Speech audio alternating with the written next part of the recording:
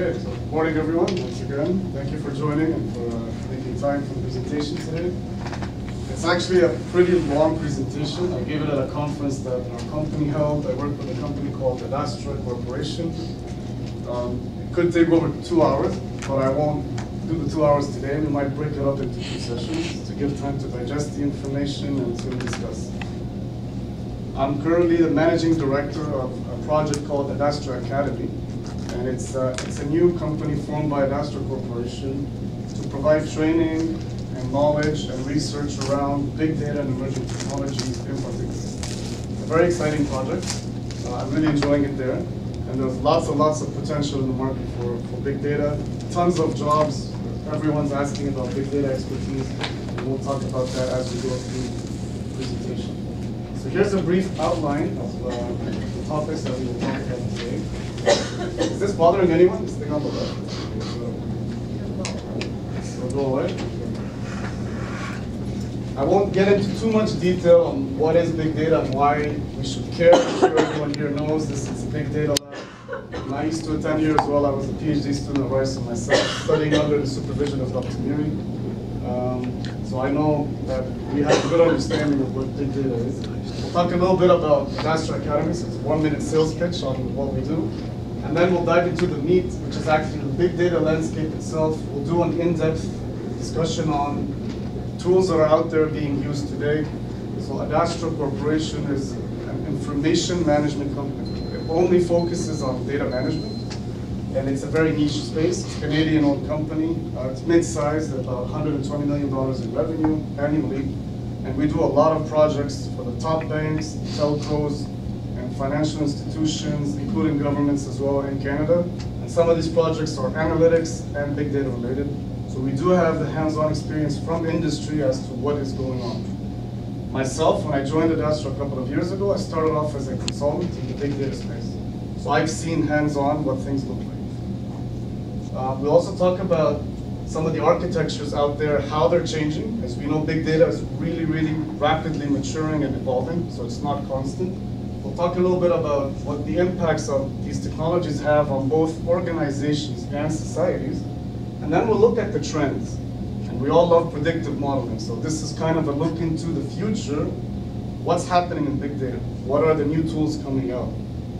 What kind of skill sets do we expect will be in very high demand, if not now, in the near future?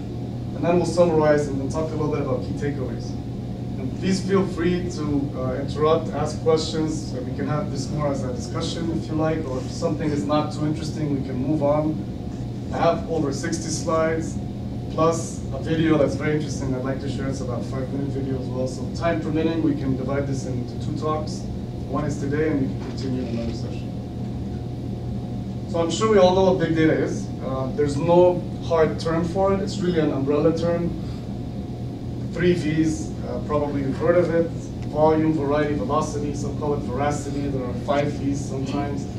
The idea is that we're getting new types of data constantly at higher rates and speeds and different formats, and just more of it, much, much more data.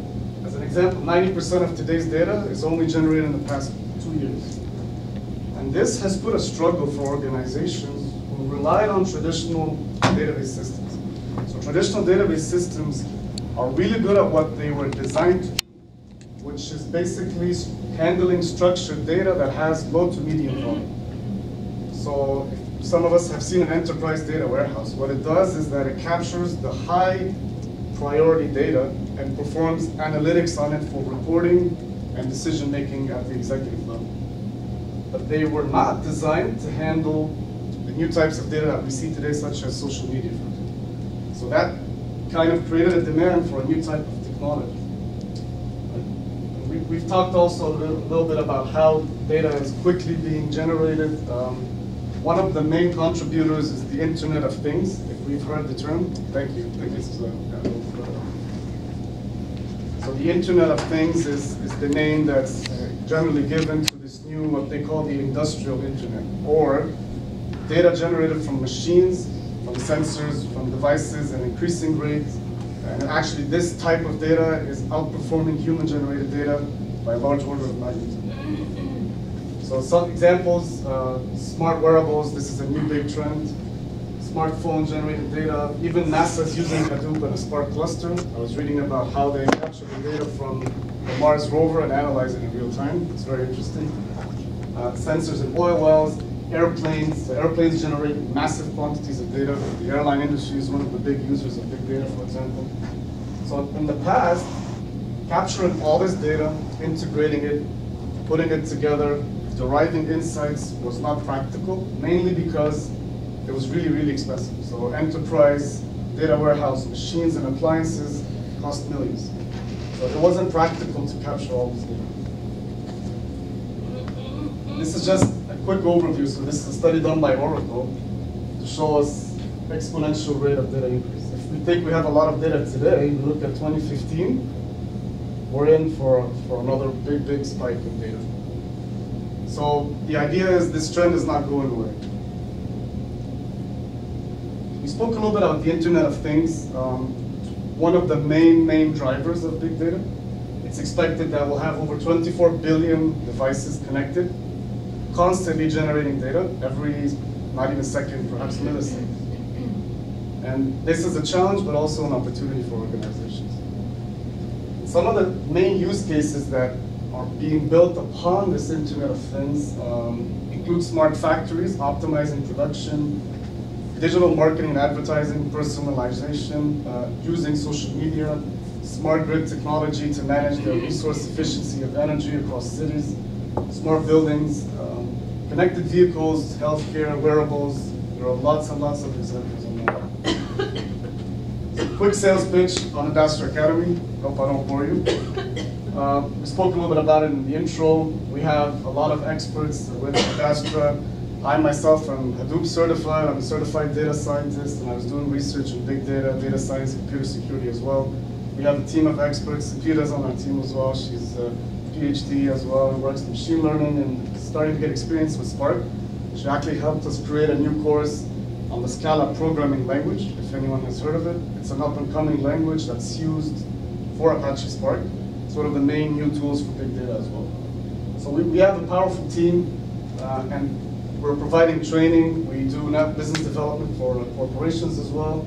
There's also a new job grant for people in Ontario, for organizations to train their employees for almost for free. They cover 2/3 of the cost. This is more for corporations. So let's talk about the big data landscape and what kind of tools we have that are available. Are there any questions so far, or we're good to continue?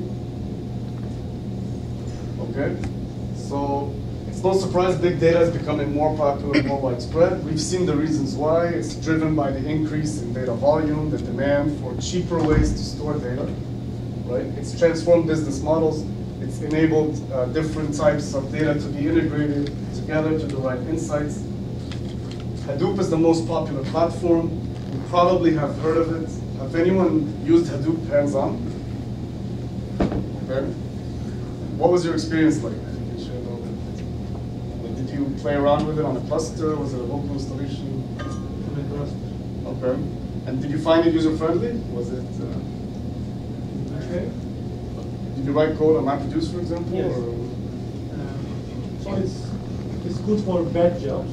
Yes. But not for interactive. And also, like debugging MapReduce code is kind of hard. It is hard. Thank you. That's important points because I was going to talk about. So yes, Hadoop is the first kind of big data technology. It was introduced in 2004. Despite its popularity, there were certain bottlenecks, as our colleague mentioned. I'm sorry, I didn't capture your name. Bora. Bora, thank you. So as Bora mentioned, Hadoop itself, although it solved a lot of problems in the big data space, it wasn't enough. It can do very, very well for batch processing of data. However, it required intensive coding in MapReduce, which is Java-based, so Java MapReduce using the map and reduce paradigm methodology. And it couldn't provide other types of data processing. So we have 3 types of data processing in organizations today. There's batch, which is analyzing historical data in the past in a group crunching this data and creating some sort of reports, either weekly, monthly, or quarterly, annually, etc. And then there's ad hoc, interactive, real-time, and that's one of the videos where we'll be looking at perhaps today. It does processing as the data comes in. So that's the trend now, it's real-time data processing. The third is looking into the future, which is predictive analytics. And this is something we'll touch on as well. So batch, real-time, and predictive. Hadoop initially was very, very good at batch, but it lacked the other two. A few years ago, there was a concept called Yarn was introduced. It's commonly called MapReduce version 2. Some of us have heard of it. It's a cluster management technology to manage massive, large-scale nodes. So Hadoop cluster can be composed of thousands and thousands of nodes, distributed either in the cloud or physical hardware or a combination of both. Yarn helps us to manage resources and scheduling separately, and it enabled certain advancements in the Hadoop technology. We'll look at it in a more visual format in a bit, but we just wanted to touch on the ideas. It's interesting to know that the big data landscape is being really pushed by the open source tools. This is one of the major trends happening in industry now.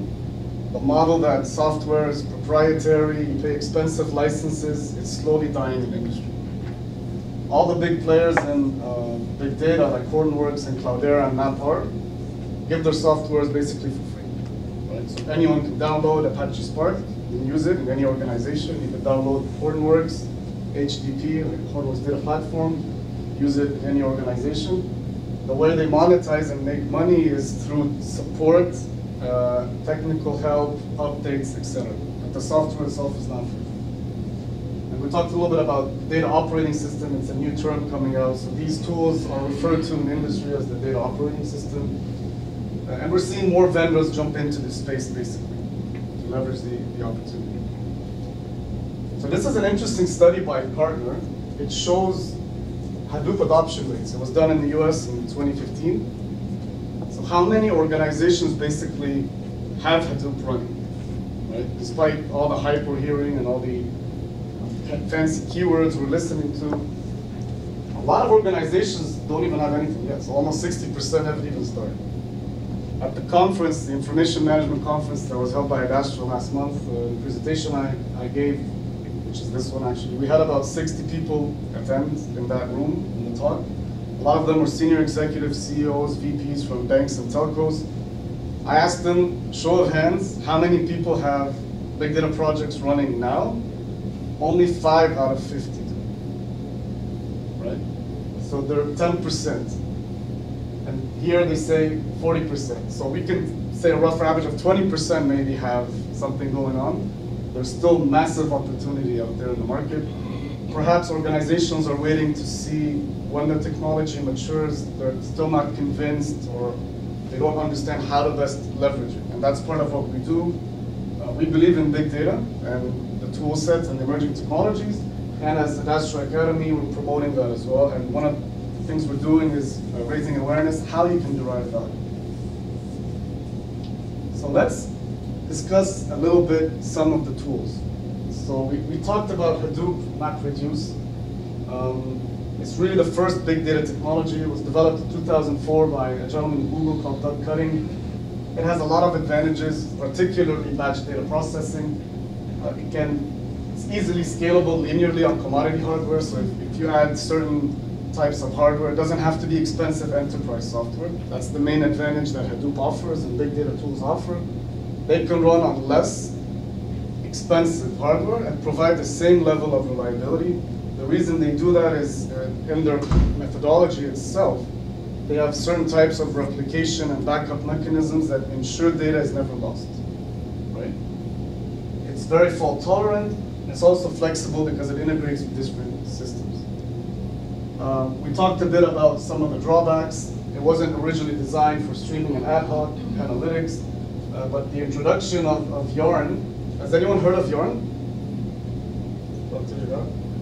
So Yarn is really helping the big data space to grow. And if this is the right version of the presentation, we'll have a graphic on that. I think it's this is very interesting slide. We can share it perhaps in a break. Okay. The second framework is Apache Spark. Have we heard of Apache Spark? Okay, it's about to have heard of everything. Apache Spark is pretty popular. It's a very, very up-and-coming platform for data processing because, and maybe I should grab the other version of the presentation from my laptop actually, because I'll show you diagrams that really help us to see why Hadoop and why Spark are very, very powerful. Can we take a 1 minute break? I'll just pull the other presentation off. If you don't mind. Batch processing, Hadoop always wins. But if you're doing interactive analytics, if you're doing machine learning, Apache Spark can be 100 times faster than Hadoop. You can do it in real time, and it's a lot easier to use. And more organizations are actually kind of abandoning Hadoop and starting to implement Apache Spark or to integrate them. Right? And it's also easy to use. It was created using the programming language called Scala, and you can use Scala to write code on it. Another tool is Apache Storm. This was popular about a couple of years ago.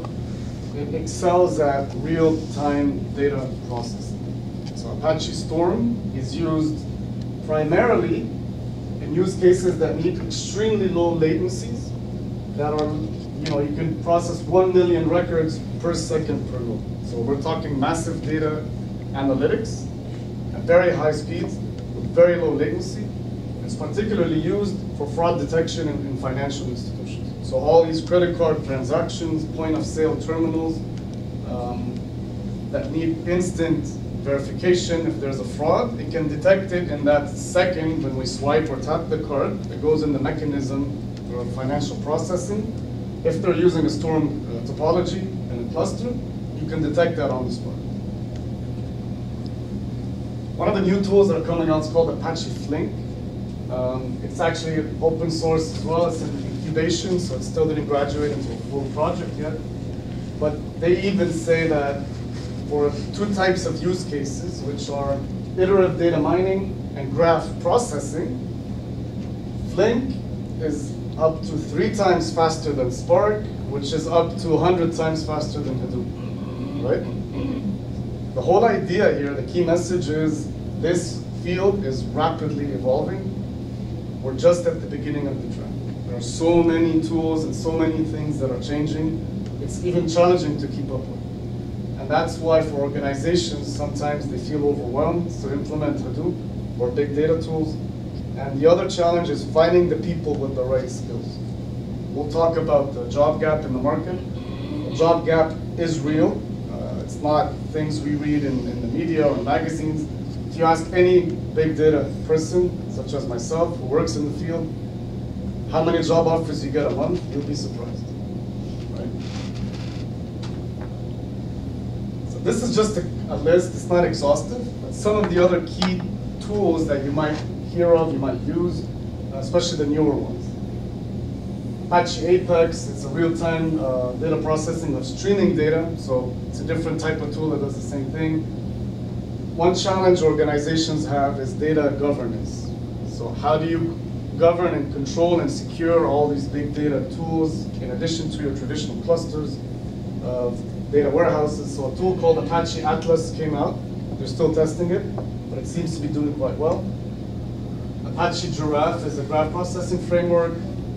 There's Apache Hamas, big data analytics framework. So what's starting to happen is tools are coming out to give more visualizations on Hadoop and big data. That's a trend as well. There's NoSQL data stores like Apache Druid. There's also HBase is very popular. Some of us have heard of it. The MongoDB. Teradata Loom. So Teradata is a big corporation. They're starting to get into Hadoop as well on big data. Everyone's trying to ride the wave because their traditional software and tools are declining. Right? So this does metadata management. Presto, Falcon. So Falcon helps to automate workflows. You can now automate jobs. There's also Apache Ranger and Logs, which do cluster security. So one of the things I was doing research on was security of big data. That was always a challenge, especially with the initial version of Hadoop. But now there are tools that provide certain cell-level security, perimeter security, single sign-on, authentication and authorization. So it's maturing and becoming enterprise-ready, basically. So what does that mean for the architecture, for next-generation architecture for organizations? We'll take a look at a couple of diagrams, and I had more in another version of the presentation. I'll try to pull it out in the break. But what it means is that we're evolving from batch processing, as mentioned, to more real-time and predictive. So batch no longer is sufficient, right? Everyone can do batch. Even on massive data sets, you can use a cloud, create a Hadoop cluster like this now. They have automated tools to create it for you. One of them is called CloudBreak by Hornworks. You can go in, create a cluster, it's automated, you select how many nodes, what kind of platform, which tools you want to install, and you use a software called Apache Ambari to manage and administer. You have a cluster running, you link it to your data sets, the data's coming in, and you can do batch processing. But organizations now want real time, so they want to know something as it happens, right? If there's credit card fraud now, I want to see it. If something's going wrong now, I want to see it. Not only that, everyone loves predictions. If you can tell someone I can predict for you, they'll love you and pay you anything you want, right? So if you can do some sort of predictive modeling, the video that I will share, hopefully it works, is on. It was from a Hadoop conference that was in San Jose a few months ago. It's on a new type of predictive modeling that was built on top of Hornworks, a Hadoop cluster using Spark and Storm. And it shows how you can do predictions, real-time analytics, and predictions all at the same time. It's a 5-minute video. So what does that mean for next generation data warehouse? Next generation data warehouse will definitely have some big data tools. A lot of them already do. They will integrate with traditional systems because there was a discussion whether or not big data will replace database. Big data will remove an enterprise data warehouse. They will probably not. It doesn't make economic sense in organizations to throw away projects they've spent millions on, right? You can integrate. So now there are tools coming out to link between the two worlds. So if you have a big data environment, a big database, data warehouse environment, now you can link them and use both together. And we'll see in the diagram how that works. So this is the traditional old school way of doing things. So we had CRM system, billing system, all these different data sources. They feed through an ETL automated scripting process into a data warehouse. This used to cost millions. Organizations bought expensive hardware, like from Teradata or from other vendors, and they do crunching here, and they create reports and dashboards for the executives, for decision makers. That's the traditional way. But that is changing. We have a solution at Adastra. I'll share some of it with you. I'll just put the whole thing on that we can look at. So the new way of doing things is that you still have data sources. Like CRM is a customer relationship management system. Supply chain, for example, transactional, people buying. You do a data acquisition process. So it could be ETL, it could be others, because some of these data sources now can be big data. It doesn't have to be structured data. This can be Twitter feed from social media, right? This can be Facebook feed. And then everything lands in something called the big data lake. So this is what organizations are doing. Have any of us heard the term big data lake before? So big data lake is a landing zone for the organization's entire data sources. Everything they have, throw it all in one place now, right? The previous way of doing things in the traditional model that we saw was you do ETL, so it means extract the data, transform the data into a certain format to integrate it together, and then L is for load, you load it into the warehouse. Extract, transform, and load. The new trend after big data is you extract,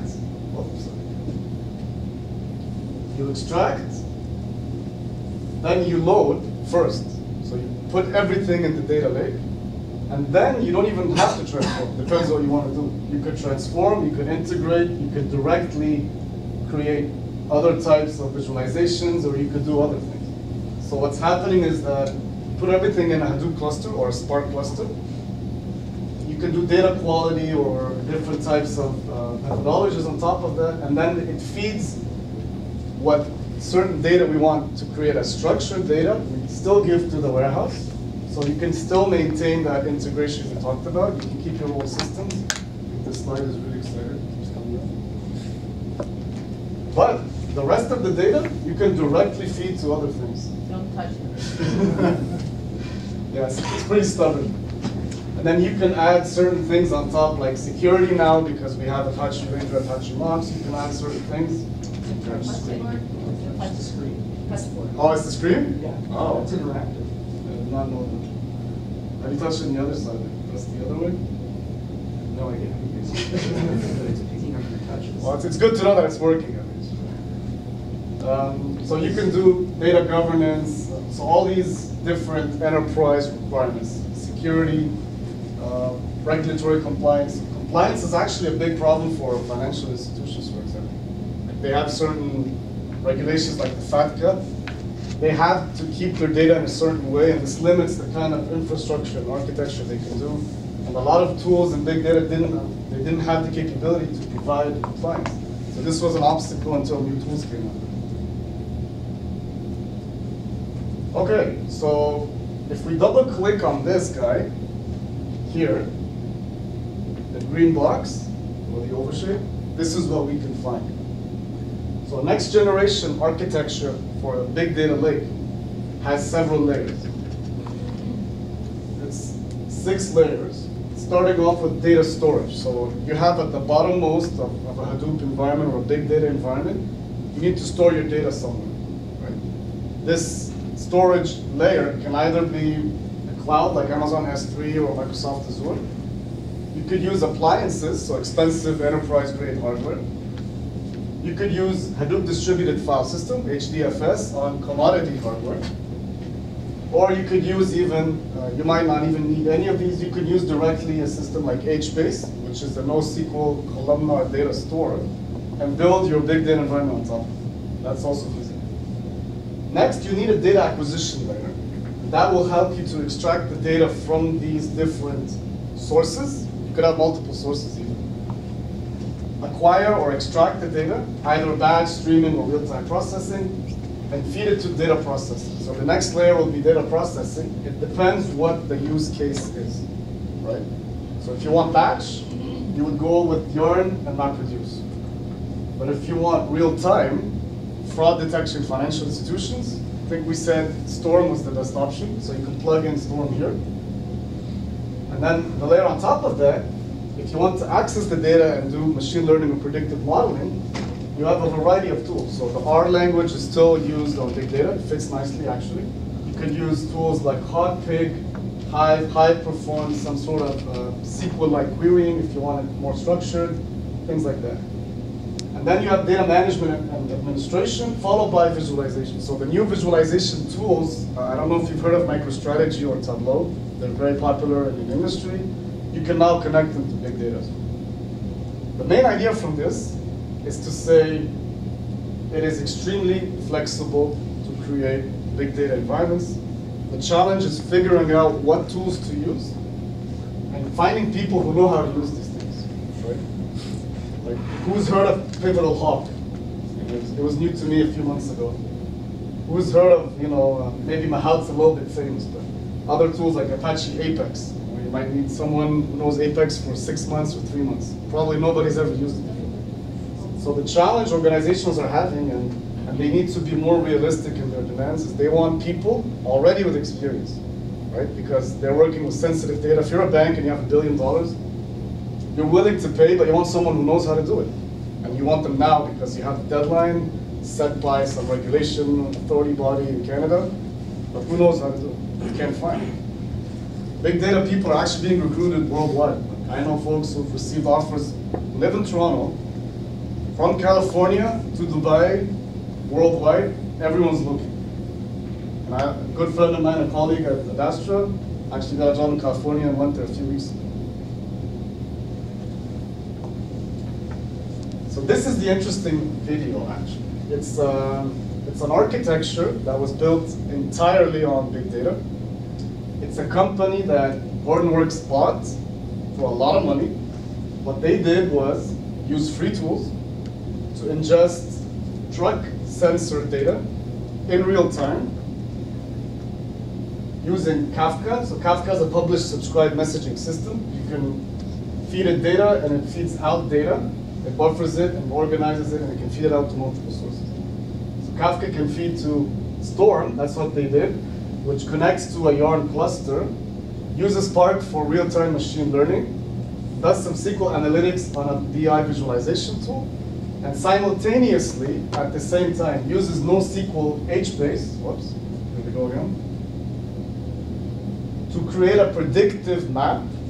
The idea is they're seeing the route that truck drivers are going now, so real time, and they're predicting the future where they could have accidents, right? And it's actually a very cool video, so I hope we can play it here, and if the audio is good, we can take a quick look at it. It's just 5 minutes. It was presented in the conference. Every few months there's a Hadoop summit or a Hadoop conference in the US and in London and in different cities. So hopefully we can play it.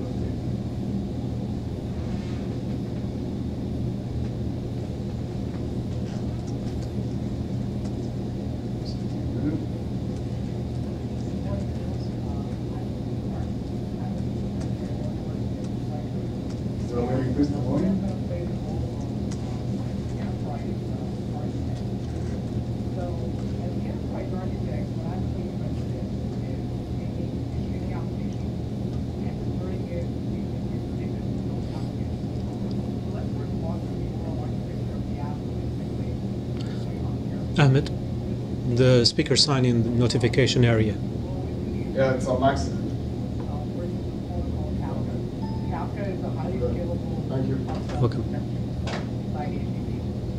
So Kafka, the events flow into Storm. Storm is where the real-time analytics happen.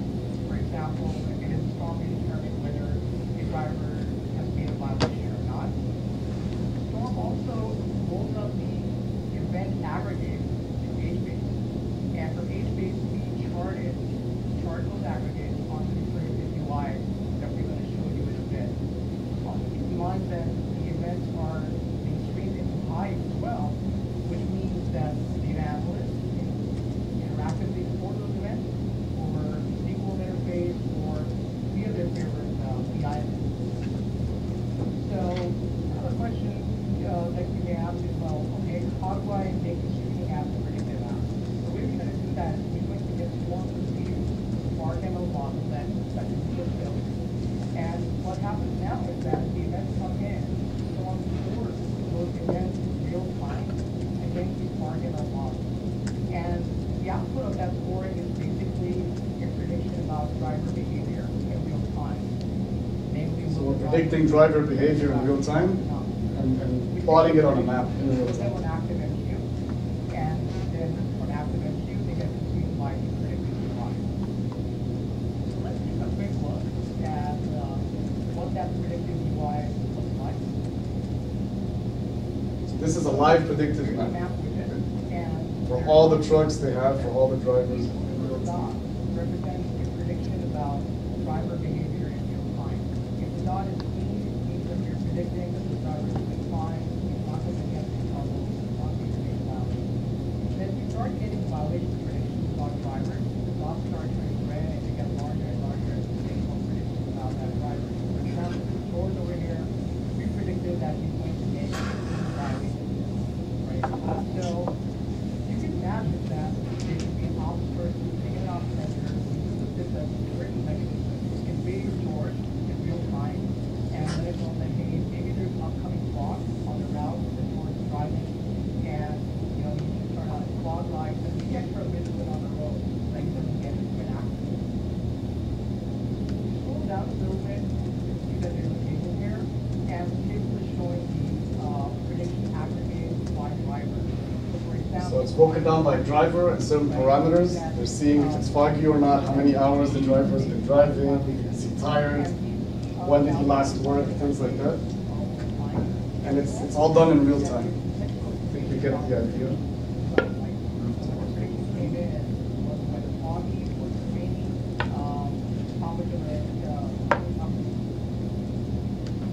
I think that's interesting. I hope you do as well, because this is kind of an example of where the future infrastructure looks like.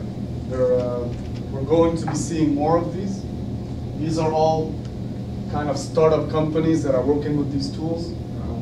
You can create different environments, different setups to ingest. So I know a colleague of mine actually created a startup and he's doing very well. What he's doing, it's a very similar platform to this. He's ingesting mobile app data. So data from developers, mobile apps, worldwide, into a cloud. And he's performing some sort of analytics in real time on top of this. And he's selling the insights and analytics through a subscription-based model to people who are interested to learn more about how their app is being used, how many users click which page, what they buy, things like that. You'd be surprised what people pay for, and companies like that are making a lot of money. I think I'll stop here. This is halfway through the presentation. There's about 30 minutes we can discuss or Q&A. And if everyone's interested, I'll be more than happy to come back for part 2. Part 2 talks about the trends, the impacts of big data, the job market of big data, and how things will be looking in the future. Thank you very much.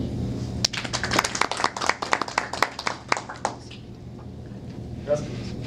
Is there, do you see any growth in the application of semantics with big data?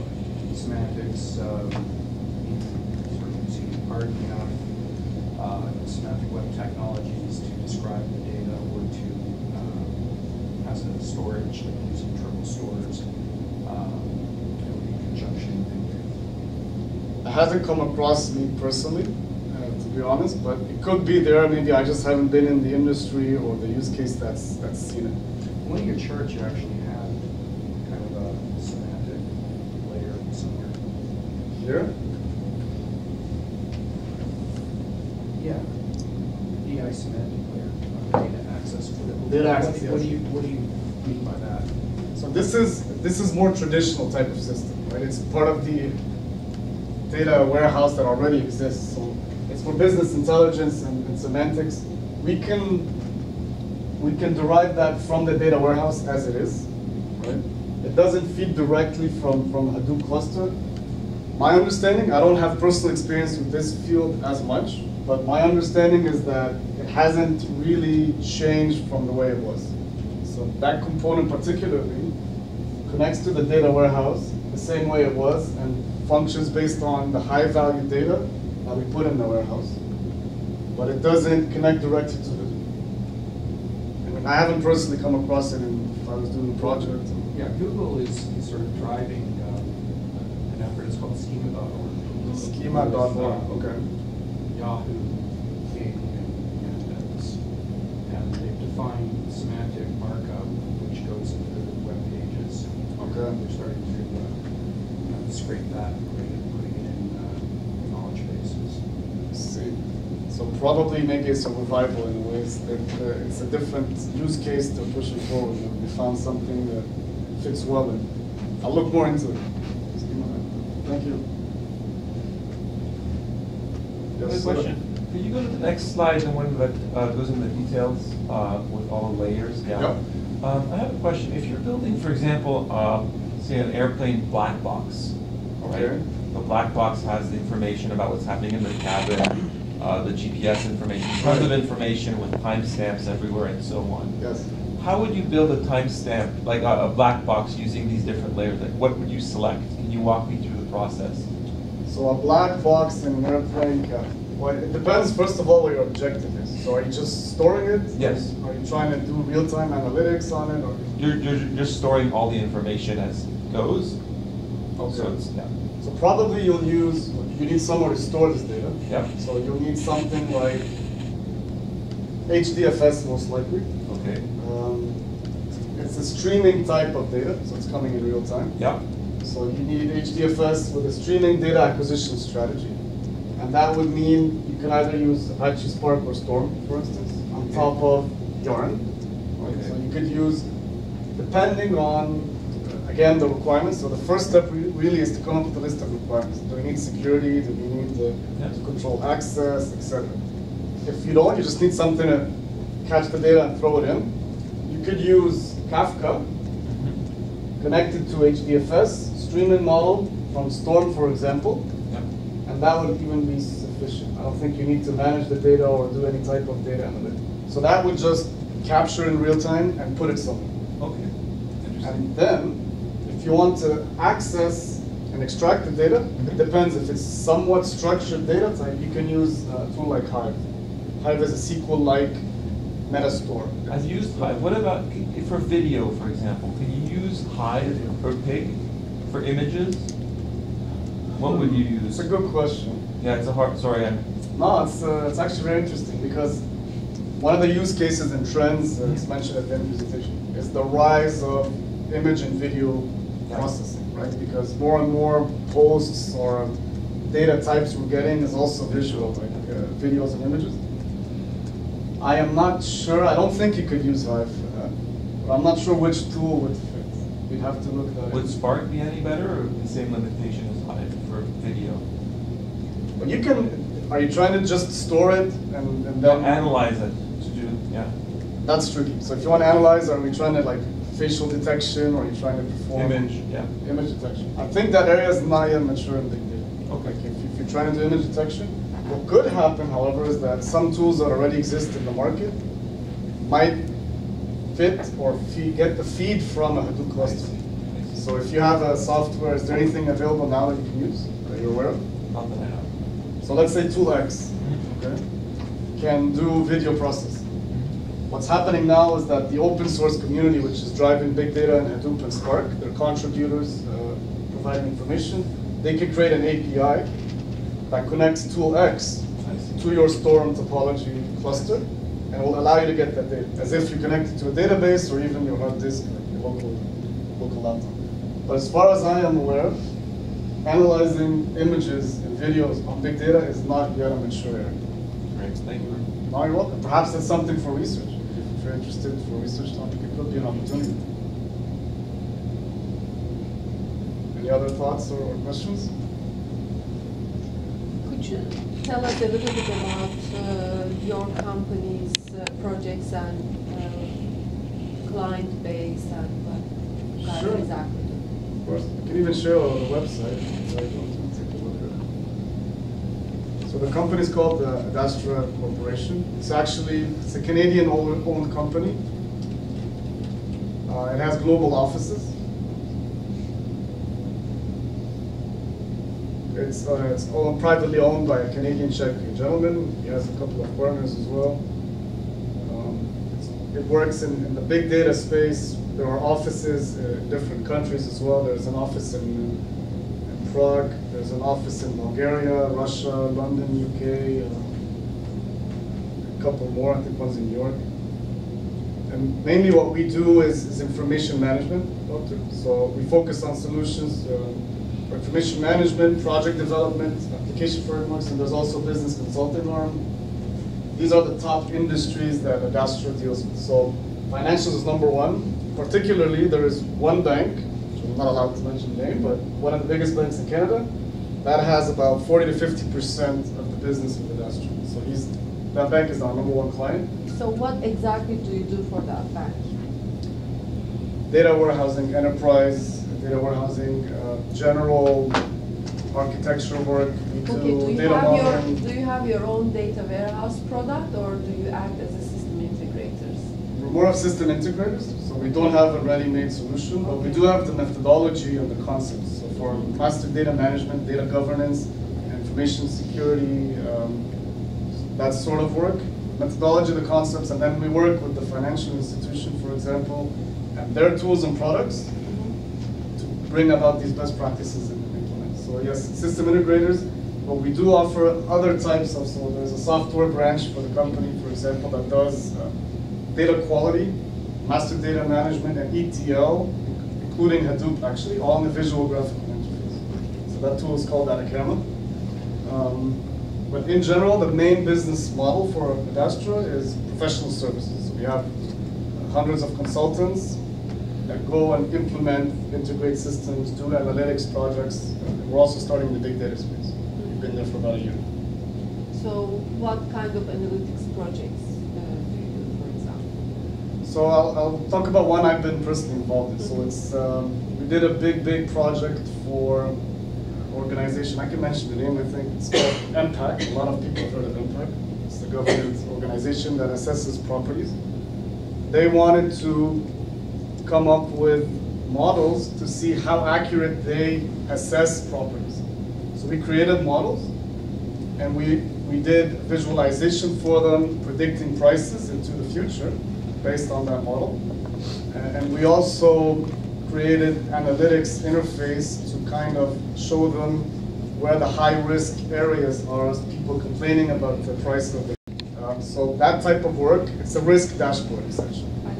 Risk dashboard color-coded, similar to that predictive map, but it's static, but they can see, filter through different types of environments.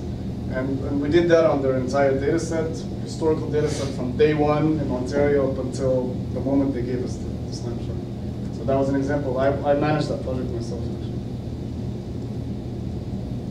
And there's also business with telcos, so Rogers is one of the biggest clients, for example. Insurance companies do a lot of work with the main retailers in Canada. So how many people are employed? I believe worldwide is about close to 800 or 1,000. Canada may be 400, I believe. 300 to 400. Because there's also a large base of contractors they work with, not just full-timers. And one last question, what's the background of the owners? So the owner is a Czech Canadian. And he used to work at a major bank. He's a professor as well, studied in Germany. His name is Dr. S.M.Reza. I don't know if you've heard of him.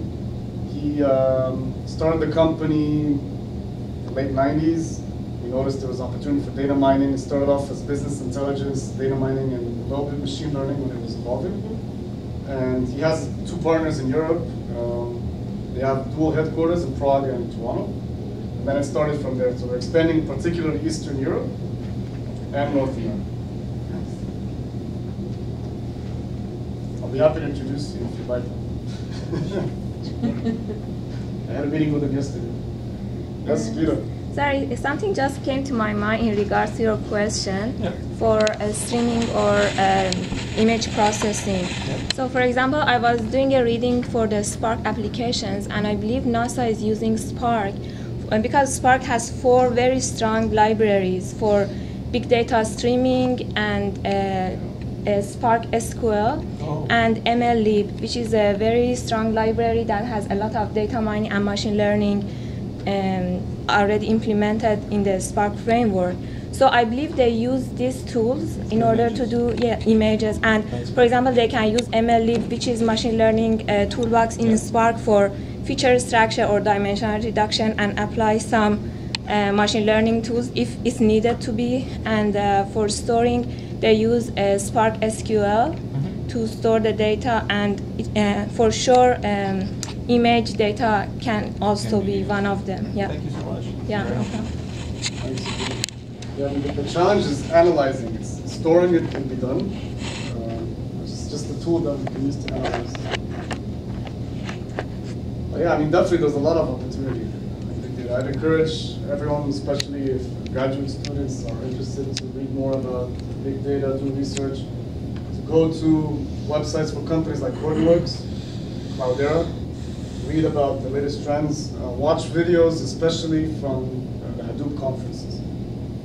Every few months now, there's a big conference for Hadoop. There's also a big conference for Spark. They're starting to pick up. If eventually you want to work in industry in these fields, the best way to do that is to also get experience hands-on.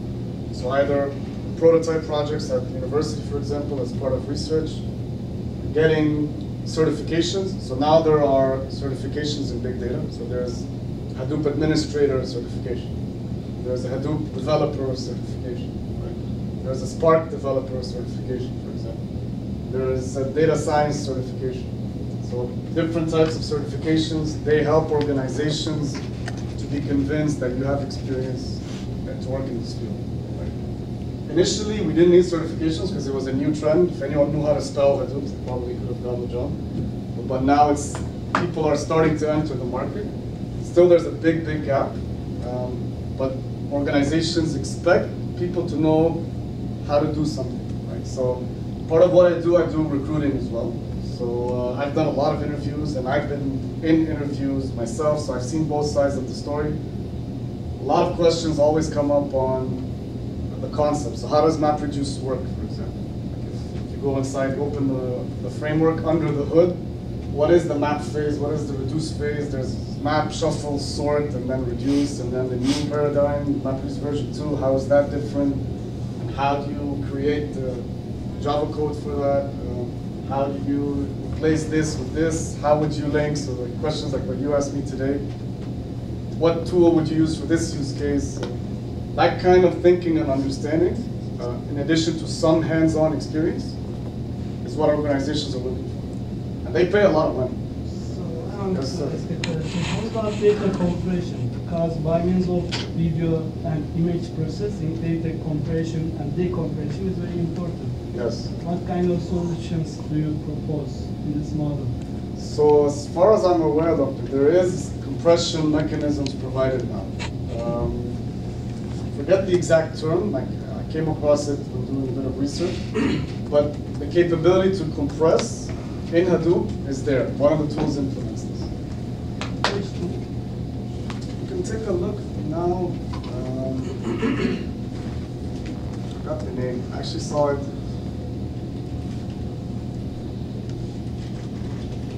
But it is there. It was recently introduced. Compression options. Yeah, so Cloudera CDH, I believe here, does LZO and Snappy. Snappy MapReduce compression. So it does, there is opportunity for it. You can implement that sort of compression. gzip, I believe LZO and and there are different trade-offs. So this type of zip is better for hot data, it's better for different formats. But I'm sure there's more coming out. Perhaps there are newer things. It's really fast. The rate of change is really fast. And you got your PhD. Okay. Any other thoughts or questions? Big data, work in big data, research. Thank you very much. Thank you.